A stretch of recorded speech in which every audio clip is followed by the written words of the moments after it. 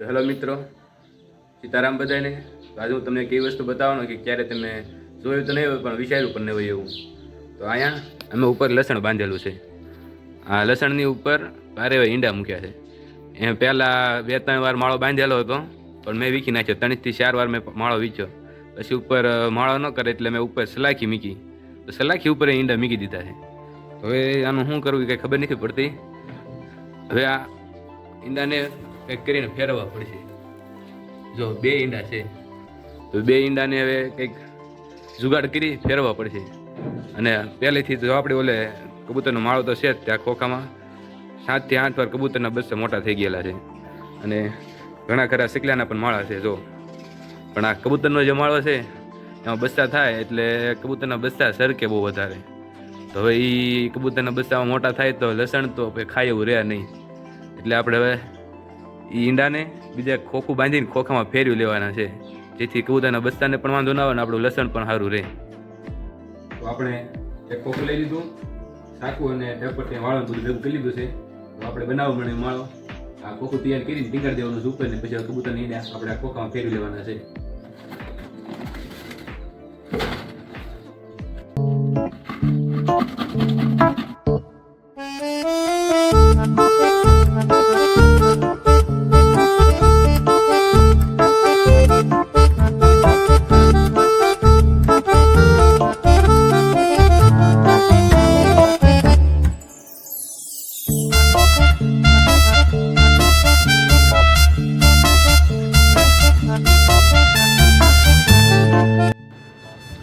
કબૂતર આવી ગયું છે માળામાં અને આ કબૂતરને પકડીને હવે આ ખોખામાં શિફ્ટ કરવાનું છે.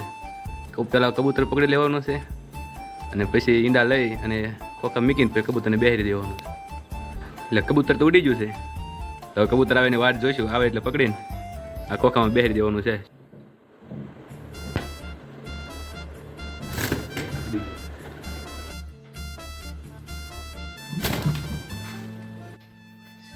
કાલે આપણે 2 થી 3 વાર ટ્રાય મારી હતી પકડવાની પણ કંઈ હાથમાં આવ્યું નહોતું.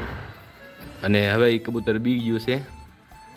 તો આપણે હવે એને જો ઉડી ગયું આપણે હવે એને હમણાં પકડવું નથી અને ઈંડા ફેરવવા નથી. આપણે હવે બચ્ચા થઈ જાય પછી આપણે ઈંડા આમેથી લઈને બચ્ચા લઈને આપણે ખોખામાં મૂકી દઈશું. અત્યારે ભલે બચ્ચા નીકળી જાય ત્યાં સુધી એમને રહેવા દઈએ, ત્યાં સુધી આપણે કંઈ નુકસાન પણ નથી થવાનું. તો હવે આપણે બચ્ચા થાય એની વાત જોઈએ પછી ફેરવી લઈશું.